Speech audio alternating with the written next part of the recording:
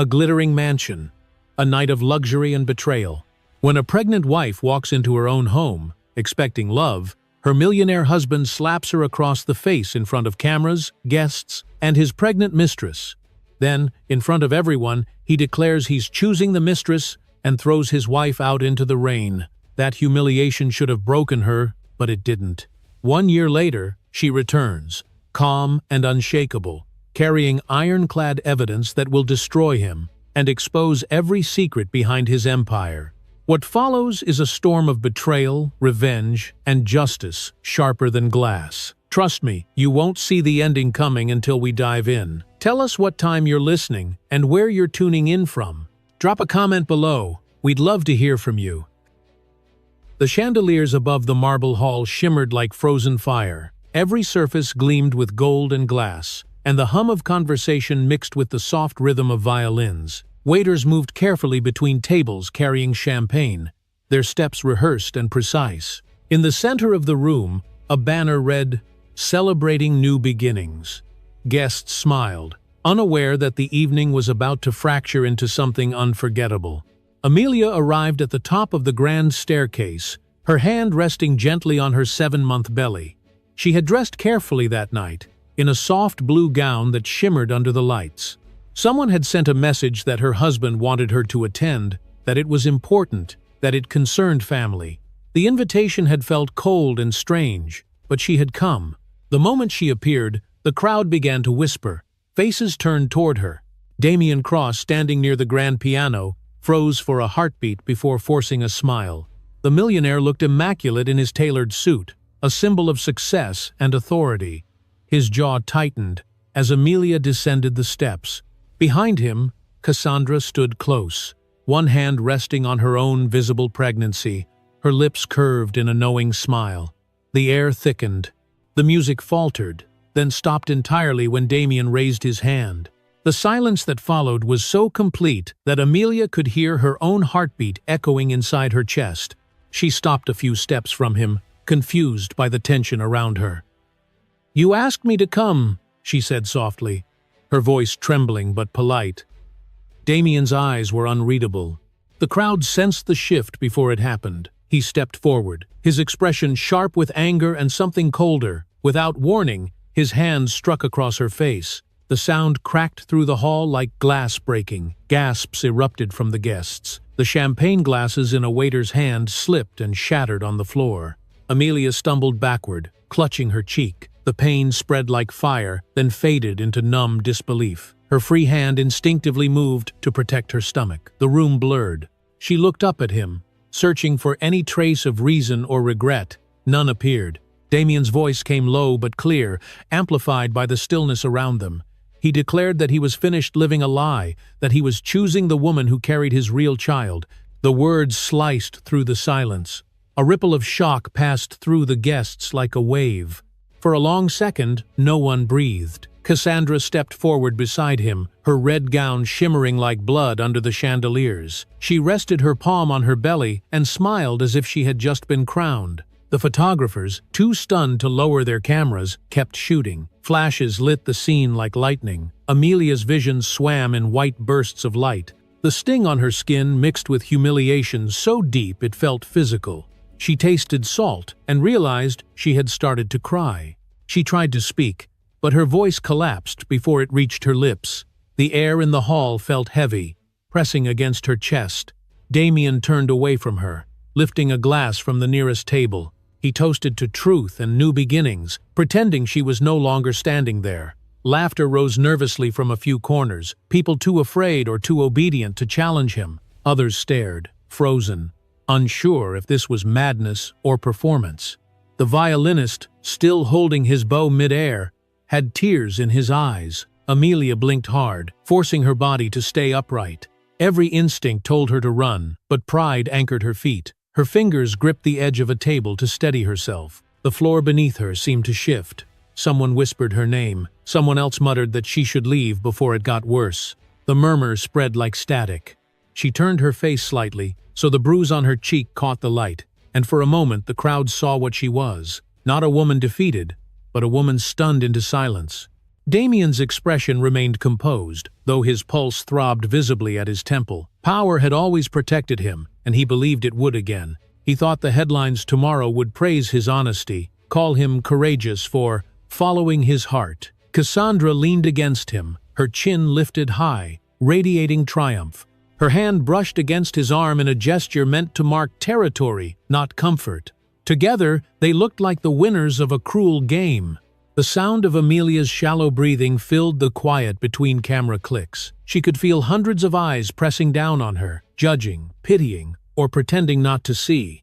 The chandeliers swayed slightly above, their crystals casting fractured patterns on the polished floor. A waiter knelt to clean the spilled champagne, the scent of alcohol rising into the air.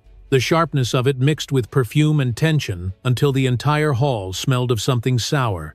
She lifted her chin just enough to meet Damien's gaze one last time. His eyes were distant, stripped of warmth, already focused on the woman beside him. That absence of humanity hit harder than the slap itself. Her lips parted, but the words died before sound. The weight of humiliation crushed her breath. Her knees weakened. The blue fabric of her gown pooled at her feet as she sank halfway to the floor, clutching her stomach for balance. A guest reached forward as if to help, but stopped when Damien's glare cut across the room. No one moved. Cameras kept flashing. Somewhere a glass tipped over, and the soft tinkle of breaking crystal carried through the silence like a faint melody of ruin. Amelia's reflection shimmered in the shards, a distorted image of a woman once proud, now trembling under chandeliers that suddenly felt unbearably bright. The silence stretched until even the violinist lowered his bow. Damien stood still, the perfect statue of confidence, watching her collapse as if it proved his point. Cassandra's smile widened. The crowd waited for someone, anyone, to speak, but no voice rose. The air itself seemed to hold its breath. Then, from somewhere near the bar, a waiter's hand slipped. A wine glass fell and shattered against the marble floor. The sound echoed sharply through the hall, breaking the spell, but not the silence. Amelia's fingers brushed against the shards beside her shoes. She did not pick them up. She only stared at them, eyes unfocused, tears trembling on her lashes. Around her, the world kept spinning. Flashes, whispers, footsteps retreating, while she remained frozen in the middle of it all. Her pulse thudded painfully against her throat. The lights dimmed slightly as the music failed to restart.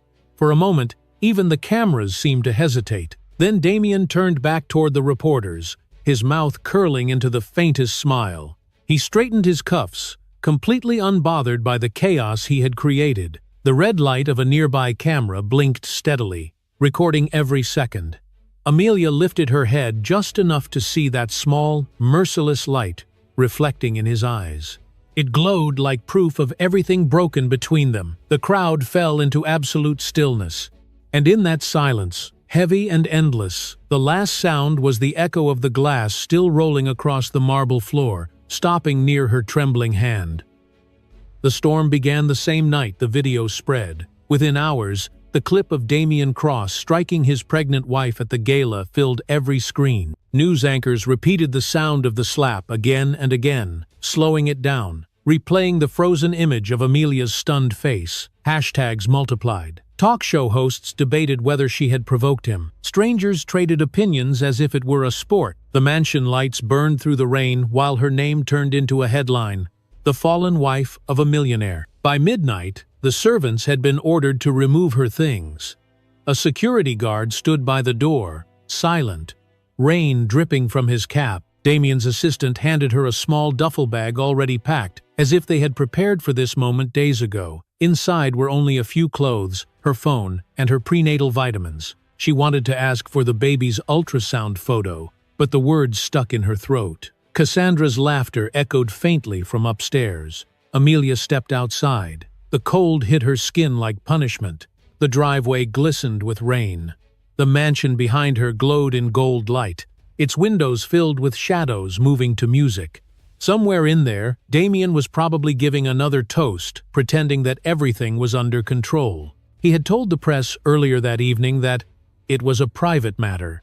In his mind, the slap was simply closure, a way to end an inconvenience. He called it decisive. He always liked that word. Amelia walked slowly down the path, one arm wrapped protectively around her stomach. Each step felt heavy, the gravel slick beneath her shoes. Thunder rolled across the hills, and the iron gates opened with a reluctant groan. Beyond them, the road stretched into darkness, her breath fogged in the cold air. When she reached the end of the property, she turned for one last look. The mansion appeared almost unreal through the rain, like a painting she had once loved but could never step into again. A flash of lightning illuminated Cassandra standing at a window, watching her go. Even from that distance, Amelia saw the faint curve of a smile. She walked until her body trembled from exhaustion. No car stopped for her. By the time she reached the bus stop on the empty highway, her dress clung to her legs, and her hair was soaked. She sank onto the bench and waited, shivering. The baby shifted slightly inside her, a small reminder of life still trying to stay. She whispered to her belly, promising safety she wasn't sure she could give. A bus came, its headlights cutting through the rain. The driver said nothing when he saw her, only nodded. She paid in crumpled bills and sat in the last row. City lights appeared 2 hours later, blurring through the wet window. She found a cheap motel near the station. The woman at the front desk recognized her face from the news but didn't say anything. Amelia thanked her quietly and climbed the stairs to a narrow room that smelled of damp carpet and disinfectant. The door closed behind her with a hollow click. Inside, the silence felt heavier than the storm outside. She dropped the bag onto the bed and pressed her back against the wall, breathing hard. The ache in her chest deepened each time she remembered the flash of cameras, the disbelief on people's faces, the sound of glass shattering. When she finally turned on the television, her own image stared back at her. The news called her the disgraced ex-wife. Commentators speculated about money, about jealousy, about mental health. Not one word about humiliation or fear. Damien's publicist had already crafted a new narrative. He was starting fresh with Cassandra, the woman who was carrying his heir. The phrase repeated on every channel until it felt like a curse. Cassandra, glowing in staged photos, spoke about love conquering judgment. Her belly, round and prominent, became the symbol of their so-called future. Amelia muted the sound. Her reflection appeared on the dark screen. Her cheek still bore the faint red mark from his hand. The bruise had blossomed across her skin, tender to the touch. She traced it with her fingertips, not out of vanity but disbelief. The man who once promised to protect her had left her in the rain. The man she had built her life around had turned her into a story for strangers to consume. Her hands trembled. She turned away from the television and sat on the edge of the bed, staring at the faded curtain. Outside, the storm refused to stop. The rain struck the window in relentless patterns, like fingers tapping to remind her that time was still moving. Water leaked from the ceiling into a small puddle near the nightstand. She placed a towel there and listened to it drip. Each sound felt like another second stretching too long. The baby shifted again, a small flutter beneath her palm. Fear rushed through her, not for herself, but for that fragile heartbeat depending on her to stay calm. She inhaled slowly, pressing her hand more firmly against her belly, whispering words she didn't fully believe. "It's okay, we're safe now." The phone on the nightstand vibrated once, then again. Messages from unknown numbers filled the screen. Some were sympathetic, others cruel. She turned it face down. Her name was now a trend, her humiliation archived forever. She closed her eyes, but sleep wouldn't come. The image of Damien's calm expression at the moment he hit her kept replaying, stripped of sound but sharp in detail. Every blink brought back the gleam of the chandelier, the smell of champagne, the cold marble beneath her knees. In the early morning, the storm eased to a drizzle. The city outside began to stir. Amelia opened the curtain slightly. Neon signs reflected on the wet pavement, stretching like broken rainbows. A newspaper boy threw a rolled-up edition against a nearby wall. It burst open in the puddle. The front page showed Damien and Cassandra smiling beneath the headline, "The New Power Couple." Her throat tightened. She turned away before the tears could fall. The small table near the bed held a cup of cold tea from the vending machine downstairs. She wrapped her hands around it for warmth. The baby's faint movement reminded her again that she could not afford to collapse completely. She drew a long breath, but it trembled out of her before she could hold it. The room felt smaller now, the walls closer, as if trying to keep her contained. She rose slowly, walked to the window, and opened it just a crack. The air smelled of wet asphalt and exhaust. Far below, headlights passed, one after another, their glow fading into the distance. The sound of tires cutting through water made her chest ache.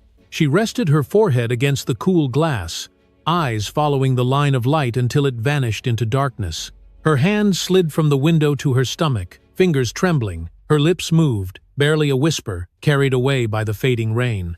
"Mom won't fall," she said, voice breaking into silence. The city lights blurred again, soft and endless, as the night settled into quiet.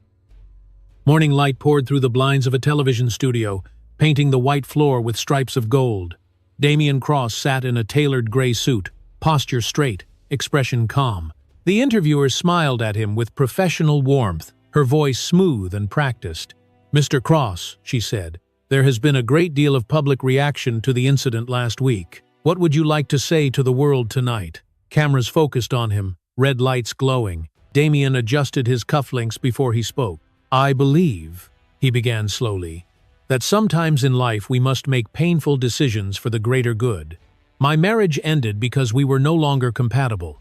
Amelia is a good person, but our lives have taken different directions. This separation was a civilized choice, not an act of cruelty." His tone carried the ease of a man performing for applause. He paused for effect. "People grow apart. It happens." The interviewer nodded sympathetically, eager to feed the narrative. "You're saying it was mutual?" "Of course," Damian replied with a faint smile. "I wish her peace. I hope the public gives her privacy." The broadcast room went quiet for a second before the host moved to the next question. Damian folded his hands, satisfied. The world would see his composure, not his violence. His publicist, standing just behind the camera, exhaled in relief. Cassandra, waiting in the hallway, scrolled through social media on her phone and smirked at the live comments praising Damian's dignified response. She tilted her head, touching the diamond earrings that gleamed against her skin. In the screen's reflection, she caught her own smile and widened it. Outside the studio, rain had stopped. A limousine waited. Damian stepped into it, loosening his tie. Cassandra followed, her perfume filling the small space. He poured himself a drink and checked his phone. Messages flooded in. Investors, acquaintances, reporters, all congratulating him on his strength and clarity. He leaned back, savoring it. He truly believed he had buried the past. Meanwhile, across town, Amelia sat in a small cafe tucked between a laundromat and a used bookstore. The hum of machines mixed with the chatter of strangers who didn't recognize her. She kept her cap low, her scarf pulled tight. On the table lay a folded newspaper she couldn't bring herself to open. The job listings were printed in small gray text, and her tired eyes blurred the lines. Her fingers ached from writing applications that went unanswered. The waitress, a kind older woman, placed a cup of tea beside her and said, "You look like you need rest, honey." Amelia smiled faintly but said nothing. Rest was a luxury she could not afford. Her back still hurt from nights on the motel mattress. She had moved into a small sublet, 2 rooms, 1 window that overlooked a brick wall. It wasn't home, but it was quiet. Later that afternoon, she visited the clinic for a routine checkup. Dr. Miller, a familiar face from before everything fell apart, frowned at her medical chart. "You're underweight," he said gently, "and your blood pressure's low. You need to slow down. Stress isn't good for the baby." Amelia nodded, eyes fixed on the ultrasound monitor. The faint pulse of life flickered across the screen. For a moment, she forgot the cameras, the headlines, the noise. She smiled, softly. "Promise me you'll rest," the doctor added. She didn't answer. Her gaze stayed on the tiny heartbeat, her lips pressed together. When the appointment ended, she walked out without scheduling the next one. The city was gray and restless, cars honking, people rushing past her as if time moved differently for them. She blended into the crowd, her small frame lost in the rhythm of strangers who didn't know her story. Across billboards and magazines, Damian's new image gleamed. He was photographed at charity galas, hand in hand with Cassandra, whose pregnancy was now celebrated as a miracle. They looked radiant under studio lights. Headlines read, "A fresh start for the Cross Empire." On social media, Cassandra posted photos of their new home with captions about love and gratitude. Thousands of comments praised her strength. She replied to each one with a perfect heart emoji. In a small grocery store, Amelia saw their picture on the cover of a glossy magazine. She froze for a moment, her hands tightening around the handle of her basket. The cashier didn't notice her expression as he scanned her items. She paid quickly and left, the bag trembling in her grip. That night, she sat by the single window of her apartment. The walls smelled faintly of paint and rain. Her laptop was open to a half-written resume. Words swam across the screen, meaningless. She closed it. The television flickered in the corner. The sound turned low. Damien's interview replayed again, his voice smooth, detached. He spoke about compassion, maturity, moving forward. Amelia reached for the remote but couldn't look away. Her reflection appeared in the dark glass between scenes. The woman she saw didn't look like the one from the photographs of old charity dinners and red carpets. Her eyes had grown duller, the curve of her shoulders smaller. But somewhere inside, beneath the exhaustion, a small thread of defiance still existed, thin but unbroken. On the screen, Damien leaned toward Cassandra during a segment about family values. The audience laughed when she joked about his cooking. The camera caught them holding hands. They looked flawless, rehearsed, unshakable. The reporter ended with a line that would appear in every headline the next day. They are the picture of renewal. A few days later, a newspaper appeared at Amelia's doorstep. She didn't subscribe to any, but someone had slipped it under the door. The front page showed Damien kissing Cassandra at the gates of the old mansion. The headline read, "Love Reborn in the House of Cross." The paper trembled in her hands. Her fingers crushed the edges until the ink bled onto her skin. The kiss on the photograph blurred under the pressure. Her chest tightened, breath shallow. The sound of rain started again outside, soft and unrelenting. She pressed the paper into a ball, the crumpled pages creasing like her own fragile resolve. She rose from the chair and moved to the window. The city below was calm, indifferent. Moonlight slipped through the thin curtain, casting pale light over her bruised cheek. She sat down again, the newspaper still clenched in her fist. The night pressed close, silent except for the hum of the refrigerator and the soft rain against glass. Amelia opened her hand slowly, the crushed paper falling to the floor. Her eyes followed it until the motion stopped. The moonlight caught her profile, highlighting the fading mark on her face. She exhaled once, not in anger, but in quiet surrender to the weight of the moment.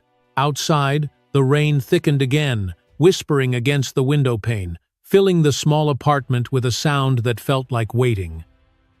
The rain had turned colder by the time Amelia reached the hospital. The sky was a dull, colorless gray, and the air smelled of wet asphalt. She moved carefully through the sliding doors, her hands pressed against her belly, as if trying to keep something precious from slipping away.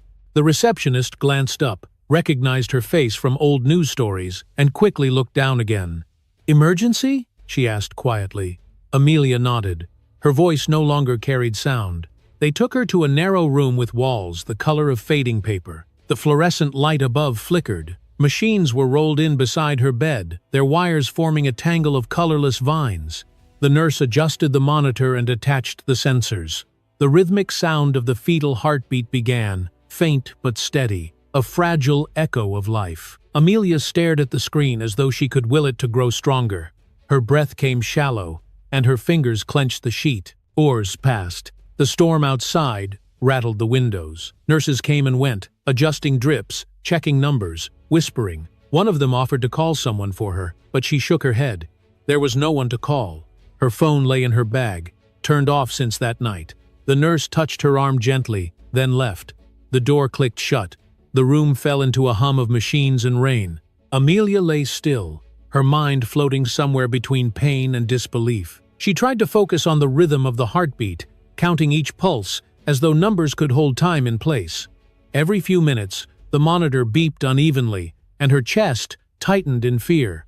She whispered small prayers she could not finish. Somewhere deep inside, she still believed that if she stayed awake, if she refused to surrender to exhaustion, her child would stay alive. Midnight came. The doctor entered, A middle-aged man with weary eyes. He spoke softly, but the words blurred together: complications, blood pressure, oxygen levels dropping. Amelia nodded, unable to understand the language of despair. The doctor adjusted the settings, gave orders to the nurses, and then disappeared behind the curtain again. The sound of his shoes faded down the hallway. The rain beat harder against the glass. The pain came in waves, sharp and uncontrollable. She bit her lip to keep from crying out. Her hands searched for something to hold, finding only the edge of the mattress. Sweat mixed with tears, but she barely felt her own body anymore.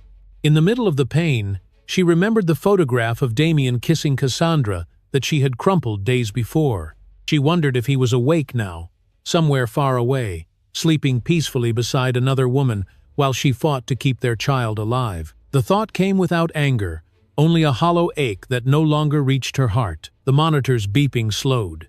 The nurses hurried in, their voices firm but low. One of them called for the doctor. Another adjusted the oxygen mask. The room filled with the quick shuffle of shoes and the metallic click of instruments. Amelia turned her head slightly toward the sound of the machine. The heartbeat faltered, each tone weaker than the last. She reached out a trembling hand toward the screen, as if touch could bring it back. The nurse held her shoulders. "Breathe," she said. "Please keep breathing." Then the sound stopped. The silence that followed was heavier than any cry. The doctor exhaled quietly and nodded to the nurses. One reached over and turned off the monitor. The light on the machine faded from green to nothing. Amelia stared at the blank screen, her eyes unfocused. No one spoke for a long time. Then someone whispered condolences, and the curtain was drawn. Hours passed again. The nurses cleaned the room. They covered her child in a small white cloth and placed it gently on a nearby table, as if the gesture could lessen the cruelty of reality. Amelia watched without blinking. The world had narrowed to the quiet space between her heartbeat and the storm outside. When a nurse asked if she wanted to hold the baby, she shook her head slowly. Her body trembled from exhaustion, but her face remained still, drained of all color. She stayed awake until dawn, unable to sleep. The rain had softened to a steady drizzle. A pale light crept through the blinds, turning everything gray.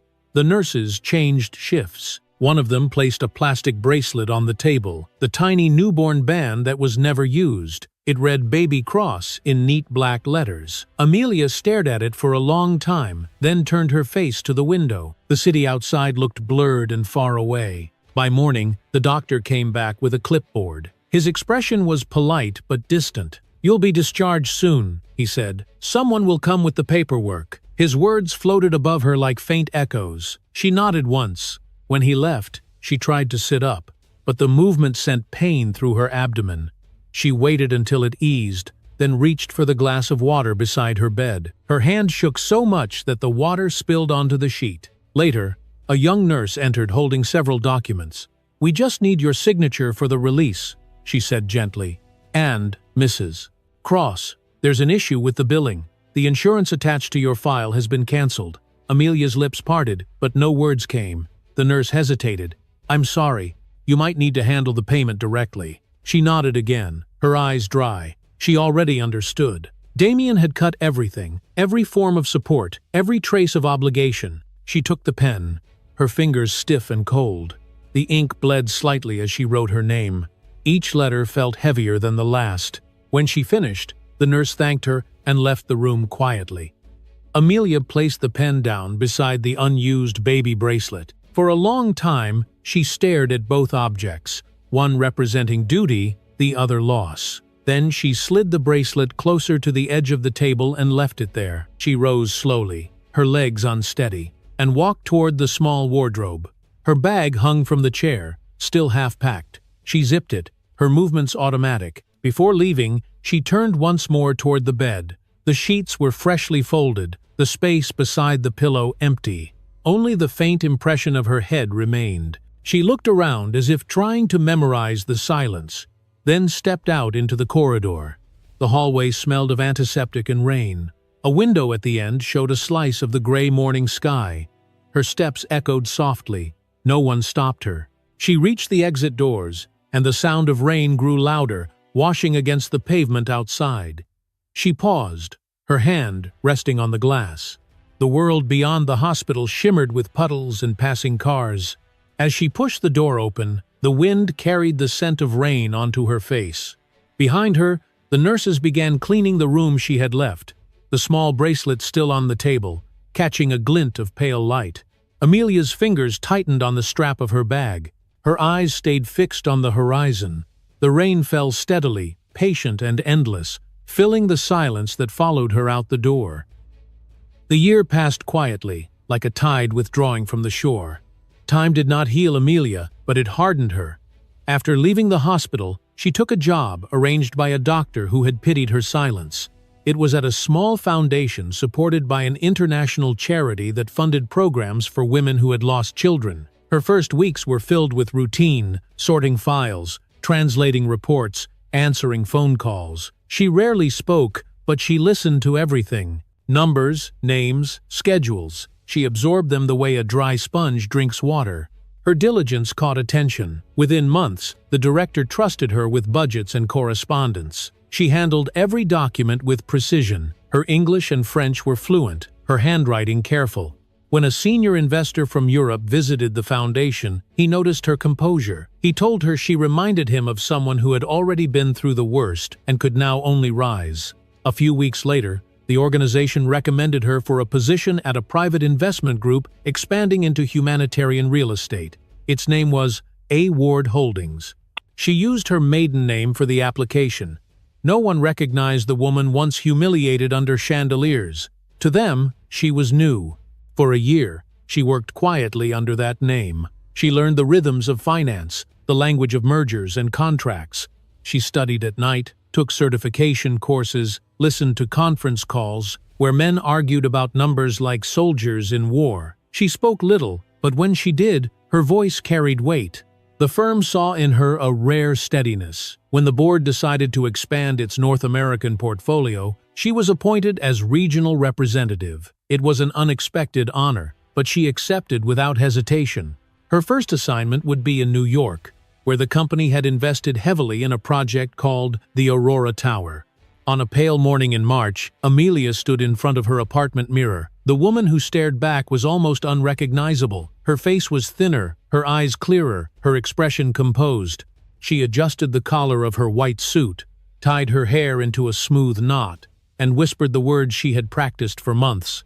"It's time." New York glimmered below her plane window as it descended. The skyline looked almost unreal, sharp and glittering in the afternoon sunday. Billboards around Midtown flashed images of Damian Cross, smiling with the confidence of a man who had erased his past. Headlines praised his visionary leadership and return to form. The same man who had once thrown her out into the rain now stood on magazine covers beside phrases like resilience and redemption. The press swarmed the entrance of the Midtown Grand Hotel, where the Cross Development Summit was taking place. A red banner stretched across the lobby, the Aurora Tower, a new dawn for the city. Cameramen, journalists, and investors crowded inside. The chandeliers above gleamed like frozen suns. The air smelled of perfume and expensive confidence. Damian stood at the center of it all, perfectly tailored, smiling under the cameras. Cassandra sat in the first row, her black gown framing her like a queen at court. Their movements were rehearsed, their laughter light. They looked like the picture of success, untouched by scandal. The applause rose when Damian approached the podium. "Ladies and gentlemen," he said, his voice steady through the microphone. "The Aurora Tower is more than steel and glass.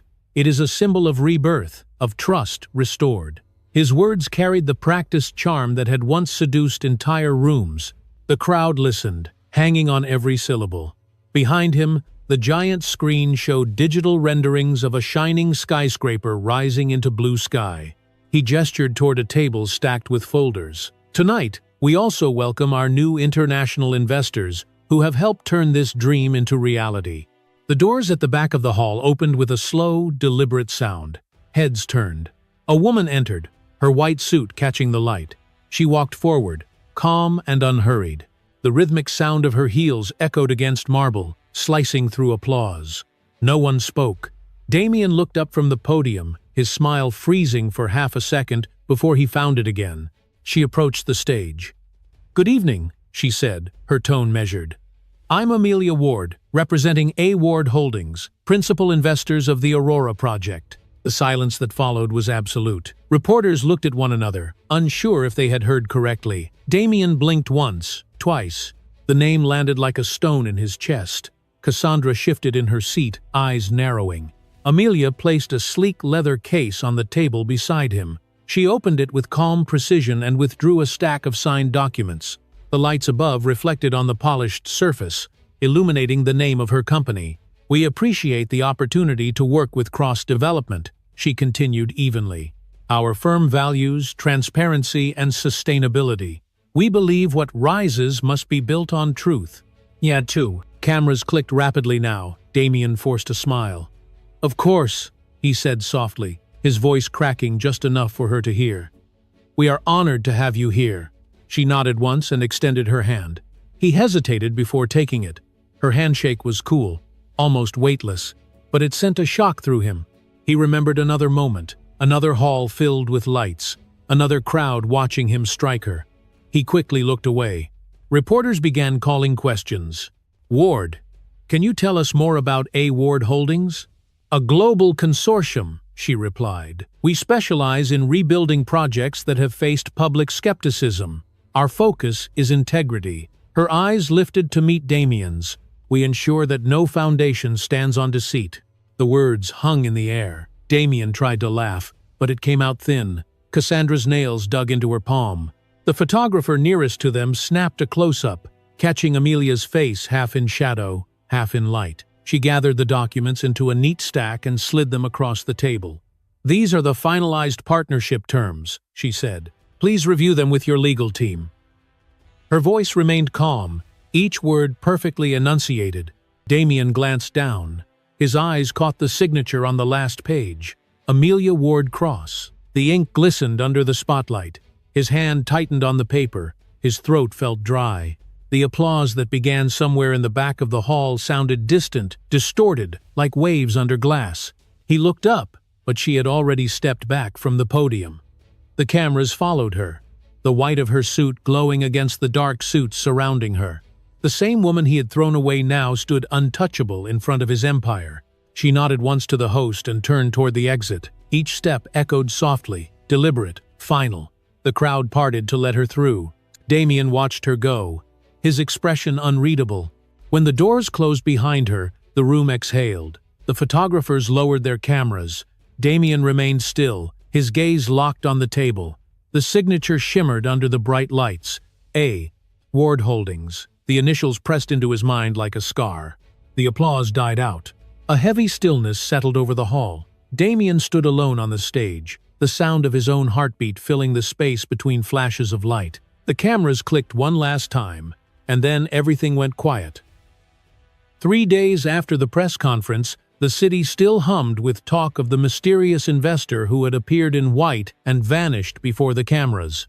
The story had become a quiet obsession among reporters, but no one knew her connection to Damien Cross. Inside the glass tower that housed Cross Development's headquarters, things were far less calm. The board of directors gathered for an emergency meeting called by Amelia Ward of A. Ward Holdings. The meeting room on the 42nd floor gleamed with cold light. Floor-to-ceiling windows framed the city like a silent audience. Damien sat at the head of the long table, his expression carved from stone. Cassandra hovered near the wall, pretending composure. A few of the board members whispered to one another, papers trembling slightly in their hands. The atmosphere smelled of cologne, tension, and fear. Amelia entered without hurry. Her footsteps were soft against the marble, each one deliberate.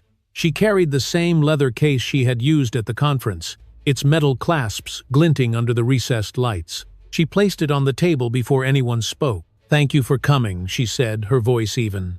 "I realize you've been waiting for clarification about A. Ward Holdings' position." Damien leaned back, forcing a smile. "We're eager to move forward, Miss Ward. I assume you've reviewed the partnership terms?" "I have," she replied. "And I've also reviewed something else. Something that concerns the integrity of this company." The room fell silent. Amelia opened the case and drew out a thick folder. She laid it flat and began to spread the contents across the table. A series of financial reports, emails, and signed documents. The paper made a faint, crisp sound that filled the stillness like rain against glass. "These," she said, "are internal transfer records from cross-development to a private account in the Cayman Islands dated 4 months ago. The account is registered under a company that does not exist outside of paper, Silverline Consulting. Its listed director is Miss Cassandra Moore." Cassandra's lips parted. "That's absurd," she whispered. Amelia ignored her. "The documents show unauthorized fund movements totaling $28 million. The transfers were disguised as subcontractor payments for the Aurora Tower project. I also have an audio recording made by an employee who was instructed to alter invoices." She pressed a small device, and a voice filled the room, Damien's, low and clear, saying, "No one will find it if the reports are merged before audit." The words lingered in the air like smoke. Damien's face stiffened, his fingers tightening on the armrest of his chair. The board members exchanged uneasy looks. One of them, a gray-haired man, leaned forward and asked, "Is this verified?" Amelia nodded once. "Every file has been authenticated by independent auditors in London. The originals are in safe custody. What you see now is a copy." Cassandra tried to stand. "You can't prove." Amelia's gaze met hers, calm and cutting. "I don't need to. The bank confirmations will arrive within the hour." Damien's voice broke through the tension. "This is slander," he said quietly. "You're twisting data for your own leverage." "I have no need for leverage," Amelia answered. "My firm invests in projects built on truth. When I joined this venture, I was told transparency was your core value. I simply held you to your own words." The lights above flickered slightly. Outside the windows, the city glowed beneath gathering clouds. The sound of rain began, faint at first, then stronger. It drummed against the glass like a pulse. One of the lawyers at the table cleared his throat. "Mr. Cross, perhaps we should review these documents in private," Amelia interrupted, her tone steady. "This is not a negotiation. It's disclosure. The board deserves to know before the authorities do." She placed a USB drive on the table. "Everything on this contains digital copies of the evidence, email trails, transaction logs, timestamps. It's what you would call steel proof." No one spoke. The words seemed to echo in the metallic quiet. Damien's jaw tightened. "Why now?" he asked. "Why come after me this way?" Amelia looked at him for the first time. "Because you thought silence erased what you did. It didn't. It only gave me time." Her voice was soft, but the weight behind it made the air feel heavy. The board members stared at her, some with unease, others with admiration. Cassandra's breathing quickened. Her hand trembled against the back of a chair. Damien stood suddenly, knocking his pen to the floor. "You're bluffing. You think a few papers and a recording can touch me? I've built this empire for 15 years. Amelia didn't move. "Empires fall faster than children die," she said quietly. The sentence landed like glass breaking. For a moment, even the rain seemed to stop. Damien's eyes flickered with something between rage and fear. His lips parted, but no words came. The boardroom door opened slightly as an assistant entered, carrying a folder. "The auditors are on line 1, he said nervously. Amelia turned back to the table. "I'll leave you to your call." She gathered the remaining documents into a neat pile and closed her case. Before she left, she addressed the board directly. "A. Ward Holdings will cooperate fully with any legal review. I expect a response within 48 hours. After that, the matter leaves this room." She walked toward the exit. Her heels struck the marble floor in steady rhythm. Behind her, the low murmur of panic began to rise, chairs shifting, voices colliding. Damien sank back into his seat, staring at the folder she had left behind. The company's logo glimmered under the fluorescent lights, its seal unbroken, its promise absolute. The storm outside intensified, rain streaming down the glass walls. Lightning flashed once, illuminating the reflection of Damien's pale face in the window, a man watching his own world crack. The USB drive sat in the center of the table, small and gleaming, like the single spark before a fire. Amelia reached the door and paused. She looked back briefly, her expression unreadable, her voice calm. "Truth has its own timing," she said. Then she stepped out, leaving the door half open behind her. Inside the room, no one moved. The rain grew louder, filling every corner of the silence. The lights flickered again, and the faint hum of the machines continued. the only sound left between accusation and collapse. By morning, the news had spread faster than the storm. Screens across the city flashed headlines in relentless succession. Cross-empire under investigation. Anonymous investor exposes financial scandal. Aurora project frozen pending review. The media did not need confirmation. The rumors themselves were enough to ignite a fire. Within hours, reporters surrounded the entrance of Cross Development. Camera flashes burst like lightning, each one reflecting panic inside the glass tower. In his office on the top floor, Damien watched the coverage in silence. His reflection on the screen looked older, harder, and afraid. He switched channels, but every broadcast showed his face beside words like fraud, embezzlement, and criminal probe. His phone buzzed again and again. Board members, lawyers, publicists, everyone wanted to know what to say, how to react. He said nothing. The door burst open. Cassandra entered, her makeup smudged, her hair undone. "You said it was handled," she shouted. "You said she had nothing." Damien turned away from her. "Calm down." "Calm down?" She laughed bitterly. "They're freezing our accounts. The papers are showing my name, my company, everything. How could she have gotten those files?" He faced her, his jaw tight. "Someone inside must have given them to her. We'll find out who." Cassandra stepped closer. "She's destroying you, Damien, and me with you. You think anyone will believe I didn't know?" He rubbed his temples. "Stop talking, let me think." Outside the office, employees whispered in corridors. Security officers began escorting auditors through the building. The tension spread like smoke, impossible to contain. Amelia's words from the meeting still echoed in everyone's minds. Truth has its own timing.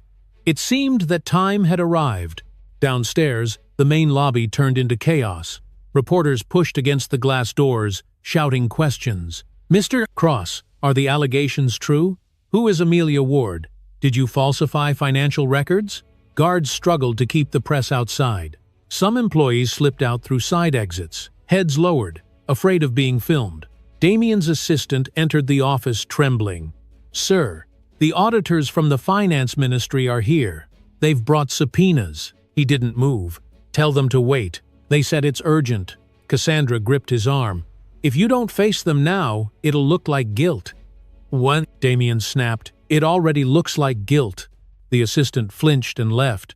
The air in the office thickened. Cassandra began pacing. "You could call your father's contacts in the ministry," she said desperately. "They still owe you favors. If we stall this long enough—" He cut her off. "It's too late." His voice was quieter now. "She planned this for months. Every step." Cassandra sank into a chair. "So that's it? You give up?" He didn't answer. His phone rang again. The caller ID read Cross Financial Division. He let it ring. Then another call came, this time from his lawyer. He silenced it too. Below them, the crowd outside grew louder. Chants began, angry voices calling for accountability, for justice. Someone live-streamed the scene, and within minutes, millions were watching. A police car parked near the entrance. Blue lights pulsed against the windows. Cassandra stood abruptly. "I can't stay here." She grabbed her purse. "They'll drag me into this, Damien. I won't go down for you." He didn't stop her. She hesitated at the door, waiting for him to say something, anything, but he only stared out the window. She left without another word. The echo of her heels faded down the hall. Alone, he walked to the window. Rain had started again, thin streaks cutting across the skyline. From up here, the city looked distant, unreal, as if it no longer belonged to him. The giant billboard across the street that once displayed his smiling face now showed a news ticker reporting his collapse. His phone buzzed again, this time a message, "Press conference at noon. Board demands your appearance." He set the phone down and looked at the folder Amelia had left on his desk. The seal of A. Ward Holdings gleamed in silver. He picked it up, thumb tracing the edges, and opened it. Inside were the same pages from the meeting, the transfers, the signatures, the audit report. Each document was perfect, irrefutable. There was nothing left to explain. A knock came at the door. His publicist entered, pale and trembling. "They're live on every channel," she said. "Do you want to make a statement?" He stared at her blankly. "What would I say? That it's a misunderstanding, that you'll cooperate." He gave a hollow laugh. "Cooperate with what? My own downfall?" She didn't reply. The silence between them stretched, broken only by the ticking of the clock. Finally, she whispered, "They're waiting, sir." Then she left. At noon, Damien stepped into the elevator. The mirrored walls reflected his image from every side, endless copies of a man unraveling. When the doors opened on the ground floor, the noise of the crowd hit him like a wave. He adjusted his tie, squared his shoulders, and walked toward the podium that had been hastily set up for him in the lobby. Cameras turned, flashbulbs ignited. The light burned white against his skin. He cleared his throat, searching for words that no longer existed. "Thank you for coming," he said mechanically. "These allegations are—" He stopped. The words refused to form. Behind the crowd, a television screen displayed live footage from inside the financial ministry. Officials were speaking about new evidence, about criminal charges being prepared. Damien's voice faded. The reporters shouted over one another, their questions sharp and merciless. The sound grew into a roar. He looked out over the crowd, eyes scanning faces that once admired him. Now they looked at him with hunger, the hunger for scandal, for justice, for blood. He realized there was no version of this moment he could control. The cameras would record everything. The world would decide what came next. A hand touched his shoulder. One of his security staff leaned close. "Sir, the police want a word outside." He nodded faintly. The man guided him toward the exit, pushing through the chaos. The last thing Damien saw before the doors closed behind him was his own image on the television screen, frozen mid-sentence, the word allegations hanging beside his name. Outside, the air smelled of wet pavement and electricity. The sirens wailed in the distance.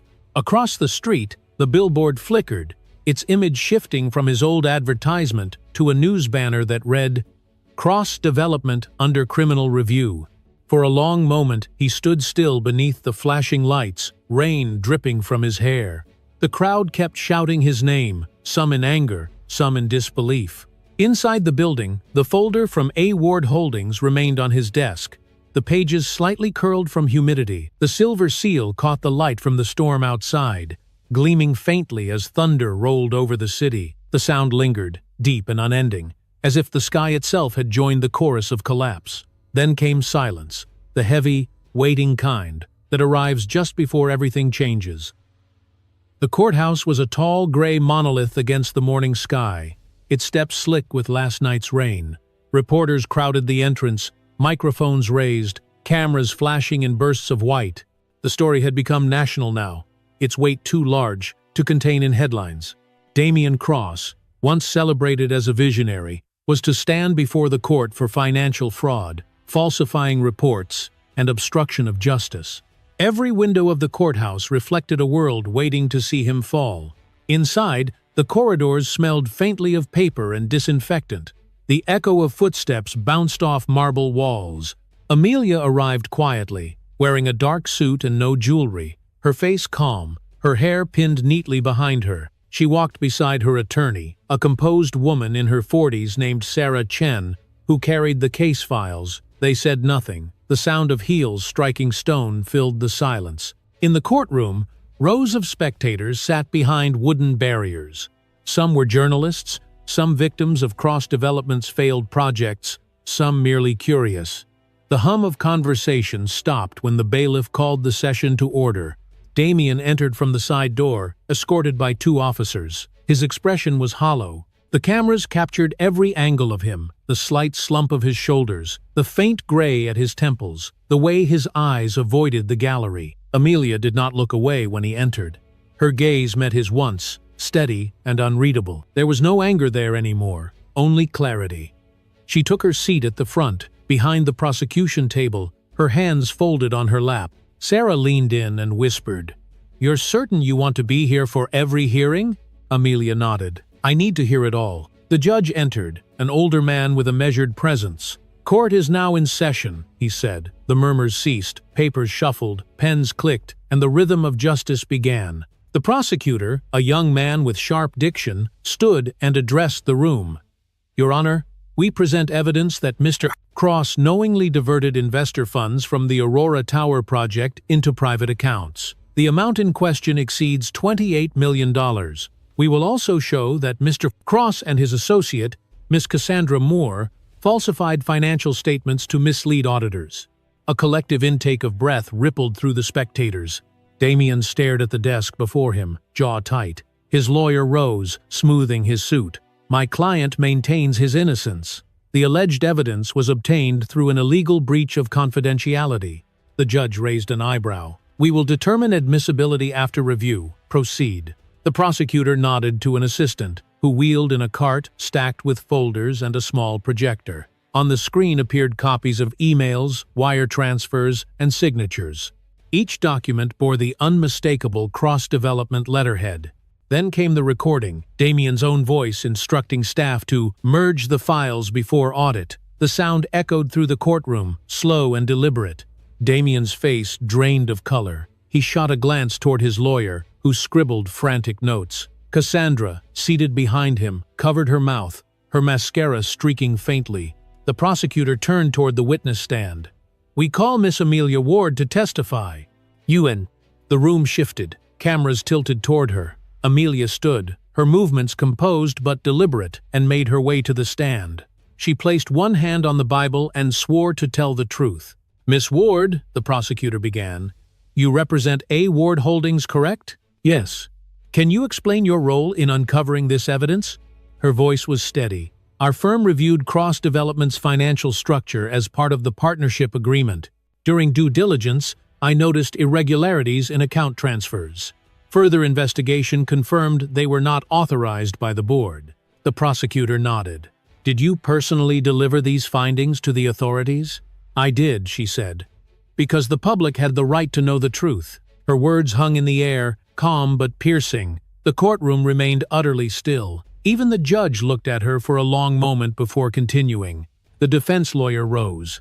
"Miss Ward," he said, "is it true that you have personal history with my client?" "Yes." "Then isn't it possible your actions were motivated by revenge rather than justice?" Amelia looked directly at him. "No. Revenge seeks pain. Justice seeks truth. I wanted the truth." A low murmur spread through the room. The lawyer hesitated, then sat down. The judge's gavel struck once. "Order." Amelia stepped down from the stand, her footsteps slow but certain. She returned to her seat. Damien watched her pass, but she didn't look at him again. The prosecution continued with its evidence. Witnesses from Cross Development testified, accountants, assistants, engineers. One after another, they confirmed the same pattern of deceit. Damien sat motionless. Each new revelation peeled away another layer of denial until only silence remained. By late afternoon, the air in the courtroom grew heavy. Reporters typed frantically. Outside, the crowd chanted, their voices faint through the glass windows. The judge called a short recess. Amelia rose and walked toward the hallway, pausing near the doorway. Through the reflection on the polished floor, she could see Damien still seated, his head bowed, his hand trembling near his papers. For the first time, he looked small, almost fragile, a man dismantled by the truth he once thought he could control. Sarah joined her quietly. "You don't have to watch anymore," she said. Amelia shook her head. "It's not over yet." The recess ended. They returned to their places. The prosecutor announced, "Your Honor, the prosecution rests for today. The defense will respond tomorrow." The judge nodded. Court adjourned. The gavel struck again, final and echoing. As the officers escorted Damien away, flashes from photographers filled the room, the light harsh and unrelenting. He turned his head once, toward the crowd. The expression on his face was neither defiance nor remorse, only disbelief that his empire had fallen in front of strangers. Amelia remained seated, her hands clasped together. The sound of the gavel still rang faintly in her ears. Around her, people began to leave, the noise of footsteps and whispers filling the space. She looked up at the bench where the judge had sat, the wood dark and solemn beneath the courtroom lights. Then she rose. Her reflection passed over the polished floor, blending with those of the departing crowd. She walked toward the exit without hurry, the air thick with the scent of old paper and rain carried in from outside. At the door, she paused for a brief moment and turned back. The courtroom stood empty now, but the echo of her testimony lingered in the silence. The faint hum of fluorescent lights filled the air, steady and low, as if the building itself was holding its breath for what would come next. The verdict came on a cold afternoon. Outside the courthouse, gray clouds pressed low against the city skyline. Crowds gathered along the barricades, their breath visible in the air, waiting for the outcome that had gripped the nation for weeks. Reporters held microphones ready, cameras aimed at the double doors. The tension hummed like a wire about to snap. Inside, the courtroom was silent, except for the shuffle of papers. The judge reviewed the documents one last time, his expression grave. Damien sat at the defense table, hands clasped so tightly that his knuckles turned white. His suit hung loose on him now, as though the fabric had given up the illusion of power. Cassandra sat behind him, face pale, avoiding his eyes. The judge's voice filled the room. In light of the evidence presented, this court finds the defendant, Mr. Damien Cross, guilty on multiple counts of financial fraud, falsification of records, and obstruction of justice. Gasps rippled through the gallery. The sound of pens scratching, cameras clicking, and the low hum of whispers followed. Damien's body tensed, his jaw trembling. The judge continued, his tone steady and unyielding. Sentencing will be carried out immediately. Mr. Cross, you are hereby sentenced to 15 years in state custody, with the possibility of parole after 10. The gavel struck once, sharp and final. For a heartbeat, everything froze. Then the courtroom erupted. Reporters rushed for the exits to deliver the news first. Damien sat unmoving, eyes fixed on the table. The bailiff approached and touched his shoulder. "Sir, please stand." He didn't move. The officer repeated the command. "Firmer this time." Slowly, Damien rose, his legs unsteady. Across the aisle, Amelia sat still. Her breathing was calm, her gaze steady. She did not smile. Her victory was not one of triumph, but of closure. For a moment, the noise faded, and all she could hear was the faint hum of the fluorescent lights above her. A sound so constant, it almost felt like silence. Cassandra broke that silence. She stood abruptly, her voice sharp with panic. "This isn't fair. He built everything they have." She turned toward Amelia. "You did this. You wanted to destroy him because he left you." The bailiff stepped forward, warning her to remain seated. Amelia didn't react. She looked at Cassandra with the same calm she had learned to wear like armor. "He destroyed himself," she said softly. Cassandra's face contorted with rage. She reached out as if to speak again, but the guards were already leading her away for questioning related to her own involvement. Her voice echoed briefly, then disappeared behind the closing door. Damien turned then, slowly, as if pulled by something heavier than his own will. His eyes met Amelia's. For the first time, they looked like two people who had lived through the same storm. His lips parted, but no words came. She did not look away, yet there was no hatred in her face, only an exhausted kind of peace. The guards placed handcuffs on him. The metallic click echoed through the room. Damien's head bowed, and the weight of years collapsed over his shoulders. The man who once stood beneath chandeliers and applause now moved through silence and shame. When they led him past her, he hesitated for half a step. "Amelia," he whispered, his voice raw. "Was it worth it?" She turned her head slightly, her tone calm. "The truth always is." He looked at her for a long second, then let the officers take him away. The sound of the door closing behind him seemed to drain the last bit of air from the room. The judge rose, announced the adjournment, and left. The remaining people began to file out, murmuring as they went. Amelia remained seated, her hands folded in her lap. She stared at the empty chair Damien had occupied, at the faint impression left on the leather. It was strange, she thought, how something as simple as a seat could hold the ghost of a person's power. Her lawyer, Sarah, approached quietly. "It's done," she said. Amelia nodded but didn't move. "Yes, it's done." They left the courtroom together, the sound of their steps echoing in the long hallway. The marble floor reflected faint light from the windows, each reflection like ripples in still water. Outside the doors, the crowd surged forward as the verdict became official. Headlines updated in real time. "Cross Empire falls. Justice at last." Amelia paused beneath the courthouse archway. The wind tugged gently at her hair. Reporters shouted her name, cameras flashing. She didn't stop. Security guided her past the chaos toward the waiting car. Inside, the noise faded again, replaced by the hum of the city and the steady beat of her heart. Through the window, she saw the flashing lights of police cars as they escorted Damien's vehicle down the side street toward the detention center. For a moment, she imagined the silence inside that car. No words, no excuses, only the sound of wheels turning toward consequence. Traffic slowed as they passed the courthouse square. A small group of protesters held signs reading "Truth Matters" and "Justice for Investors." Others simply watched quietly, holding their phones high to record the moment. When the car stopped at a light, Amelia looked up at the courthouse steps. The marble glistened under a weak patch of sunlight breaking through the clouds. It was the same light she had once watched through hospital windows, faint but persistent. The kind that didn't promise warmth, only endurance. Sarah spoke softly beside her. "You did what you came to do. You can rest now."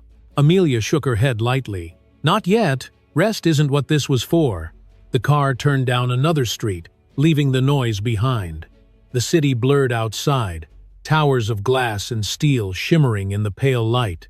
She thought of the child she had lost, of the nights she had spent talking to silence, asking questions no one could answer. The verdict did not bring her joy, but it brought stillness, the kind that felt like the end of a long storm. As they crossed the bridge out of downtown, the radio inside the car played a news report. The anchor's voice was calm, professional. "Today marks the fall of one of New York's most powerful developers, Damien Cross, found guilty on all charges. The court thanked A. Ward Holdings for its cooperation in the investigation. Public reaction remains mixed, but the consensus is clear. Truth prevailed." Amelia watched the skyline fade in the rearview mirror. The towers gleamed in the distance, unreachable now, reflections of a life that no longer belonged to her. The car slowed near a park where the trees were just beginning to bloom. She exhaled slowly, the air trembling in her chest. The sound of the wind outside mingled with the fading echo of the courthouse behind her. For the first time in a long while, she closed her eyes. The city continued without her, but in that still moment, everything inside her finally went quiet. The noise of triumph, grief, and memory dissolved into silence, the kind that waits for what comes after. A year had passed since the verdict. The world had moved on to new headlines, new scandals, but the name Damien Cross still carried the faint echo of downfall. The Aurora Tower project had been dismantled, its unfinished skeleton standing as a silent monument to arrogance. Across the river, spring returned, softening the city with light and pale blossoms. The storm that once filled every corner of Amelia's life had finally quieted. On a bright morning in early April, a new sign was unveiled in the courtyard of Street Helena's Foundation, the Hope Memorial Center for Women and Children. The marble letters gleamed under the sun, surrounded by rows of white lilies and soft blue hydrangeas. Reporters were few this time. The event was private, small, but deeply human. Volunteers arranged chairs, nurses from nearby clinics helped set up refreshments, and children ran across the lawn, laughing. Amelia stood beneath the archway, watching as a ribbon fluttered in the breeze. She wore a simple ivory dress, her hair loose, her face free of makeup. There was peace in her stillness now. In her hands, she held a small silver bracelet, the same hospital band that once carried her baby's name. For a long moment, she looked at it without speaking. Sarah Chen approached from behind, her voice gentle. "They're waiting for you to say a few words." "No." Amelia nodded, placing the bracelet in her pocket. She walked toward the small podium where the crowd had gathered. The murmur faded as she stepped forward. For a moment, she looked at all the faces, mothers, nurses, survivors, each carrying their own version of a story like hers. "I was once told," she began softly, "that truth comes at a cost, and it does, but silence costs even more." Her voice carried evenly across the courtyard. "This place is for those who had to start again when no one believed they could. It's for women who lost something they can never replace, and yet kept going." She paused, her throat tightening slightly. The air smelled faintly of flowers and rain. "When I lost my child," she continued, "I thought my life had ended with hers. But grief is strange. It doesn't end anything. It reshapes everything. It made me understand that justice is not revenge. Justice is the chance to rebuild, to choose compassion over bitterness." A light breeze brushed past her as she lowered her gaze, letting the silence settle. The crowd didn't clap immediately. They just listened. And in that quiet, something sacred passed between them, a shared understanding of loss and endurance. After the ribbon was cut, Amelia walked through the new building. The hallways were filled with sunlight. Paintings from local artists lined the walls, each one depicting resilience in soft colors. Hands holding, eyes lifting, hearts unbroken. Nurses showed her the counseling rooms, the nursery, the small library filled with books donated by survivors. Everywhere she went, she saw life beginning again. In one room, a group of young women sat with notebooks, listening to a counselor speak about rebuilding careers. One of them stood up as Amelia entered. "You're Miss Ward, right?" she asked shyly. "Thank you for building this place." Amelia smiled faintly. "You built it too." "You all did." The girl hesitated, then asked, "How did you keep going when everything hurt?" Amelia thought for a moment. "I stopped trying to forget," she said quietly. "Instead, I remembered what still mattered." The girl nodded, her eyes glistening. Amelia placed a hand on her shoulder before leaving the room. Outside, the afternoon sun had softened. Volunteers began folding chairs, the scent of lilies stronger now. Sarah joined her again, holding a folder. "Donations came in from overseas," she said. "You've inspired more people than you realize." Amelia looked toward the city skyline across the river. The glass towers gleamed, indifferent but distant now. "I didn't do it to inspire anyone," she said. "I did it to survive." They stood in silence for a while. A small bell from the chapel nearby began to chime. The sound was light, almost fragile. Later, as the crowd dispersed, Amelia lingered by the entrance alone. The sky turned golden, and the light stretched across the courtyard like a blessing. She reached into her pocket and pulled out the silver bracelet again. The letters had faded slightly, but they were still visible, the name that had anchored her through every storm. She knelt near the flower bed and placed the bracelet gently beneath a cluster of white lilies. "You were the beginning," she whispered, "not the end." Her fingers lingered in the soil for a moment before she rose. The wind stirred, carrying the faint scent of hydrangeas and rain. It brushed against her face like a breath from another time. As she turned to leave, a photographer from the local press called softly, "Miss Ward, may I take one last picture?" She nodded. The camera clicked once. The image captured her standing before the memorial sign, her dress catching the light, her eyes calm and distant, a woman no longer defined by tragedy but by endurance. The photographer lowered the camera. "Thank you," he said. She smiled gently. "For what?" "For reminding us what strength looks like." Amelia didn't answer. She walked down the path lined with lilies, her shadow stretching behind her as the sun dipped lower. The city across the river glowed under the fading light, every window catching fire for a moment before dimming into dusk. When she reached the gate, she turned once more toward the courtyard. The bracelet lay buried beneath the flowers, invisible now but eternal in meaning. She exhaled softly, a breath that sounded like forgiveness. The evening settled into quiet. Somewhere, a child's laughter echoed faintly from the playground nearby. The sky deepened to a shade of blue that seemed almost infinite. Amelia stepped onto the sidewalk, her footsteps slow but steady. The wind lifted the hem of her dress, carrying with it the scent of the lilies she had left behind. And for the first time in years, the silence that followed was not empty. It was whole. It was peace.